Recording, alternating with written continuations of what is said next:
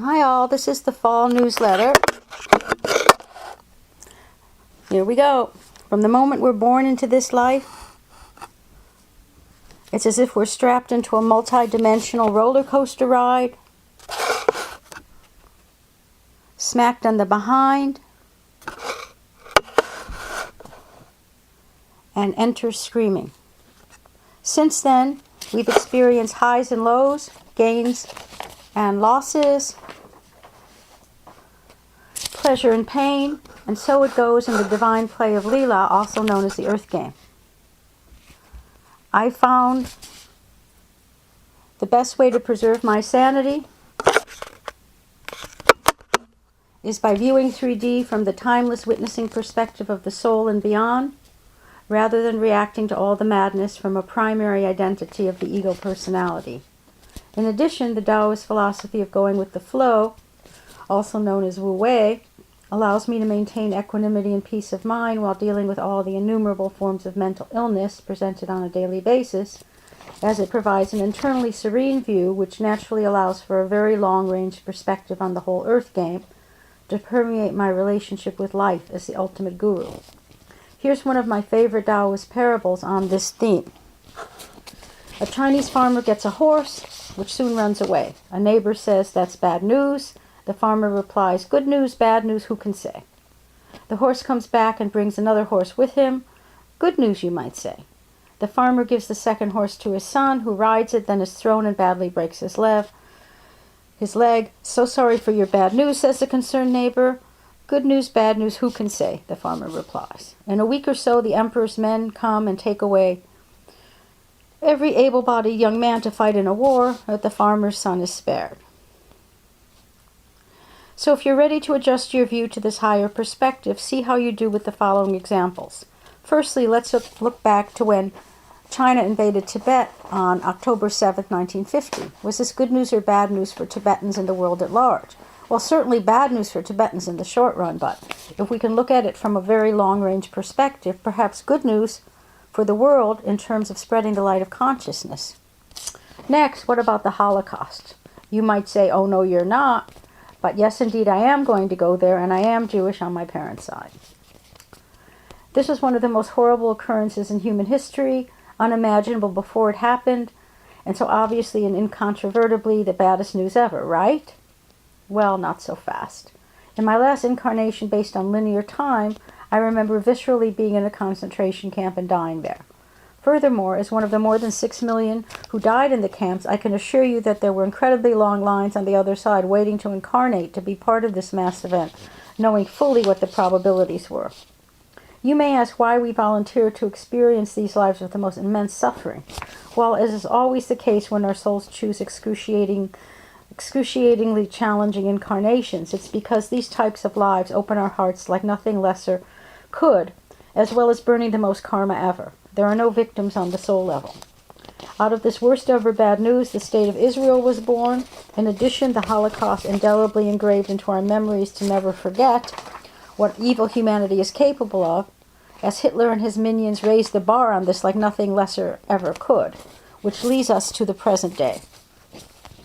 So now the universe has sent us the absurd emperor has no clothes / trickster archetype of Trump as an evil orange clown.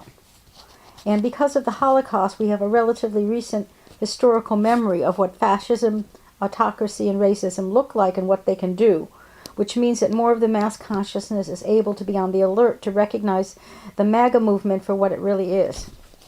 Is this good news or bad news?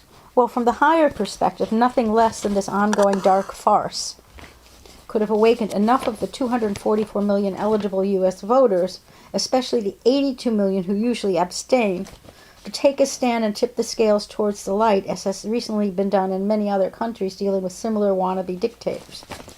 Because 3D is a plane of duality, we can only experience light if there is darkness, joy if there is suffering, and awakening if there is asleepness. This duality allows us to develop the fullest heart-mind range of our humanness, one of the primary purposes of the reincarnational cycles of the Earth Game. That and learning how to be co-creators with all that is, with linear space and time as our training wheels. I've studied Trump's birth chart since the summer of 2015, when I did a segment on Fox News Radio, no less, in which I predicted with inner glee that Trump couldn't possibly win in 2016 with so many secrets that would be coming to light before the election, dealing with financial crimes as well as sexual indiscretions. Well, I was a little off on the timing, my bad, as he paid the women off then, and his supporters chose to ignore the fact that he's a grifter. However, now his karma opens is justly coming to fruition, ripening like a rotten fruit off the tree of life. Astrologically, Trump has always been true to his birth chart's lowest personality predispositions, with a Uranus-Sun North Node stellium in Gemini in the 10th house of career. This is expressed as a very tricksterish, id-ruling, uncensored, and unpredictable energy. Combined with this, his Mars Leo ascendant makes him revel in always being in the spotlight with his delusional claims of the biggest crowds as symbolic expressions of his virility. But now, with Uranus and Jupiter transiting over his stellium, the jig is truly up, as he has overreached way too far from greed, ego, and especially fear. This fall will be able to witness his fall, as the final act in his one-note cult game unravels and begins to land on more and more deaf ears, except for his most rabid, robotic followers. Please note that the birth chart's personality potentials can only be interpreted based on the level of consciousness that is awakened of the person in question. Thus, the same exact chart could be one of a psychopath or a saint. Trump's end will be either through imploding with a brain hemorrhage, escaping to some country that he has paid to have him, or living out his days in the orange jumpsuit, which I've been holding the vision of for years, but sincerely doubt will actually happen.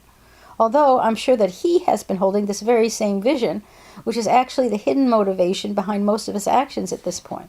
But however he plays it out externally, his inner demise is fast approaching, as is the expiration date of his con. You might ask, what about all the bad karma he has reaped on so many levels? Well, I can promise you that the divine laws of cause and effect take care of all of that. Sometimes quickly, but usually the wheels of karma grind exceedingly slow but exceedingly fine. Either way, we really don't need to waste any mind space on how or when his karma plays out. All we need to do is hold the vision of the light prevailing, and of course, at the minimum, to at least vote. And what about his die-hard fanatical supporters? As he said, quote unquote, I love the poorly educated. I love the poorly educated. And they too will get their karma uppins, although not as severely as the orange one, for they are merely ignorant, asleep, and quite mentally ill. That is, except for those who choose to support him solely for greed and personal gain, not to mention religious fundamentalism, racism, and misogyny. But have no doubt that they'll also get the perfect balance in karma in this or future incarnations. As the Dalai Lama taught, quote, from the Buddhist point of view, the Chinese officer who is committing the cruel act against the young boy is initiating a new cycle of negative karma. In the case of the child, there is a closure of a particular karma that the child is experiencing. The perpetrator of the crime is in fact an object of more compassion and mercy than the child, unquote. The final lesson for us now, expressed in the above quote, is to actually feel compassion for little Donnie's downfall, while concurrently doing everything in our power to stop him from doing any more harm. His natal Saturn-Venus conjunction has been expressed through his sociopathic role model of a father who judged him such a loser that it activated his deepest karmic wound of truly believing he is unworthy of any love. All this means that in his heart of hearts, he knew, without a doubt, what was coming all along: crash and burn, failure and downfall. Then there's links for a few other newsletters on the theme of Trump. And the links are in the website newsletter. And finally, in 2016, Dr. Kevin Dutton of Oxford University, 2016, on a scale of psychopathology, ranked Trump, quote-unquote, higher than Hitler, based on this checklist, and there's a link to the checklist for being a psychopath. And after I read the list, before reading it, I diagnosed Trump as a malignant narcissist and not so charming sociopath. But now he seems to have graduated to this next level as power corrupts and absolute power corrupts absolutely. And what about Kamala Harris's astrology? Her fortunes are definitely on the rise as she begins a new 12-year cycle of fulfilling her soul assignment, with lucky Jupiter crossing her Gemini ascendant and North Node of Destiny in the first half of 2025.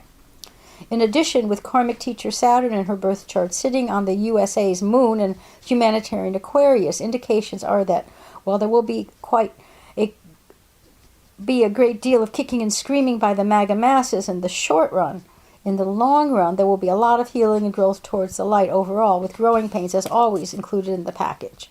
There will be more to come on her chart next time. My definition of sanity is based on one's ability to maintain one's primary identity from the witnessing perspective of the higher self or soul.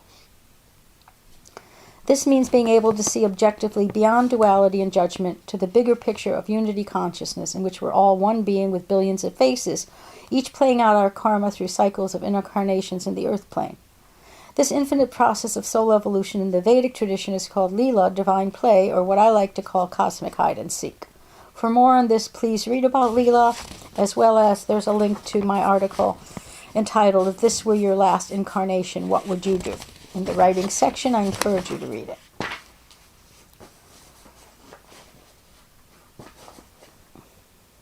Based on this definition, all forms of religious fundamentalism, racism, and misogyny that pit us against each other are quite high up on the scale of mental illness, as they are fear-based reactionary survival mechanisms arising from frantic egoism and ignorance of our true nature. Consequently, the mass consciousness has a quote-unquote long way to go, baby, in the getting sane or mentally healthy department. When I meditated on how all the incoming energies, cosmic, galactic, and planetary, will be affecting us, the message I received of what is being co-created through us and for us is divine, orderly chaos. This means that internal and external structures which no longer serve our growth, personal and en masse, man-made and from nature, will continue to rapidly disintegrate unpredictably to allow more light in. In 2025 and beyond, we're being given an opportunity to step to the next level of our game with the cosmic assistance of accelerated high-frequency energies moving us to the next stage in the evolution of consciousness. I've been calling these galactic booster shots, quote-unquote, the quickening, since I first became aware of them in the 80s. Also a link to the quickening. To more fully understand what the future holds for us, as we each individually signed up for our present incarnation specifically to be a part of this next level of conscious awakening, here's some of the major planetary events coming our way. Most importantly, Transformer Pluto begins his uninterrupted 20-year sojourn through Aquarius, starting on November 19th, 2024.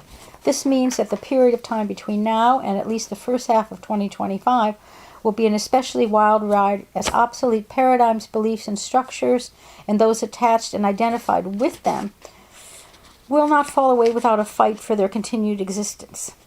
This turbulence is exacerbated exponentially as revolution ruling Uranus has just stationed retrograde on September 1st, squaring the very last pass of the USA Pluto return at 29 degrees Capricorn, which means it will be commencing the next 248-year Plutonian cycle in the U.S. with a theme of insurrection and rebellion, just as it was at this country's founding. For the next 20 years, Pluto in Aquarius will be setting a new high-frequency tone of humanitarianism, unity consciousness, and the dissolving of all the old illusionary boundaries of race, class, and nations. The first years of this particular Plutonian cycle of death and rebirth will be a time of escalating upheaval, chaos, and a churning, tumultuous level of change, as outmoded, repressive structures threatening individual liberty disintegrate all over the planet. This has already begun. At the same time that the old beliefs and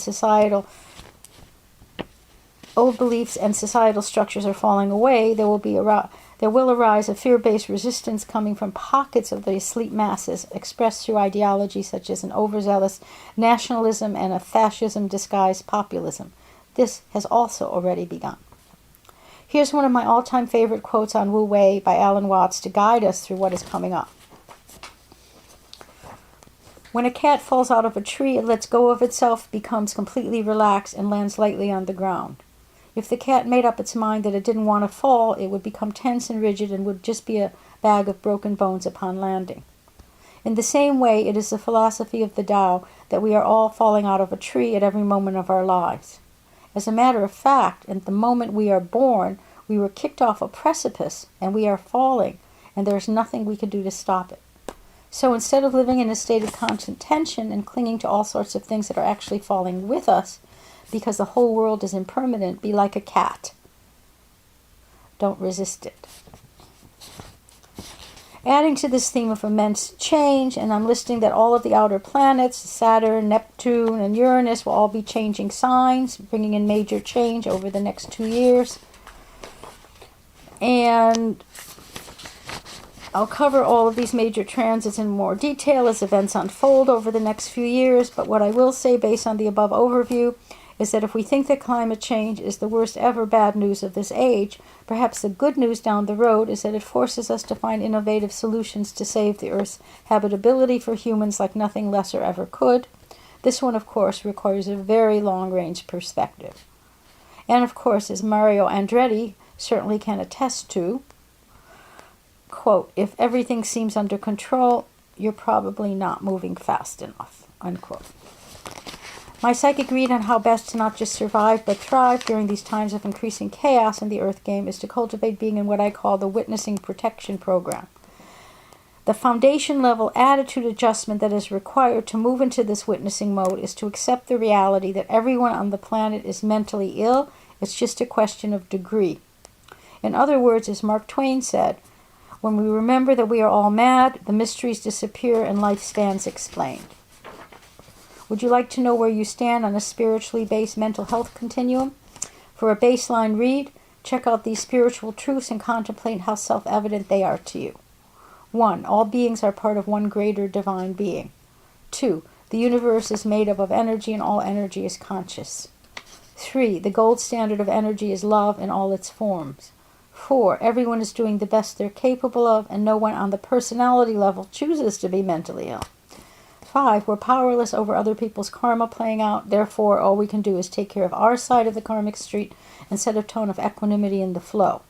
And 6. Cultivating bodhicitta, compassion and loving kindness without judgment for those who are suffering due to illness in body, mind, or spirit is taking the highest road spiritually.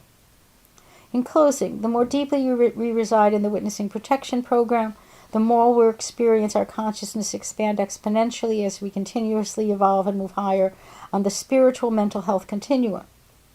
From living from our souls in 5D and higher, while simultaneously being fully embodied in 3D, we'll come to know unequivocally with our full heart mind these divine laws. 1. Everything is always happening perfectly in the flow of life. 2. All structures in 3D, internal and external, need to cyclically break down and fall apart before there can be a transformational rebirth from the ashes. 3. Inner stability can only be cultivated and maintained through some form of daily spiritual practices. 4. Setting an inner tone of equanimity in the flow affects our personal reality and beyond with the ripple effect. On a personal note, for my inner stability and sanity, I do daily sitting, standing, and moving Taoist practices, as well as working with a revolving list of tantric teachings, which comes from the 5,000-year-old Vijnana Bhariva Tantra, composed of 112 sutras that are listed here. There's a link to Spiritual Practices reading list. My current favorites to contemplate are number 67 from the 112 sutras. Number 67 is, here is the sphere of change, change, change, through change, consume change.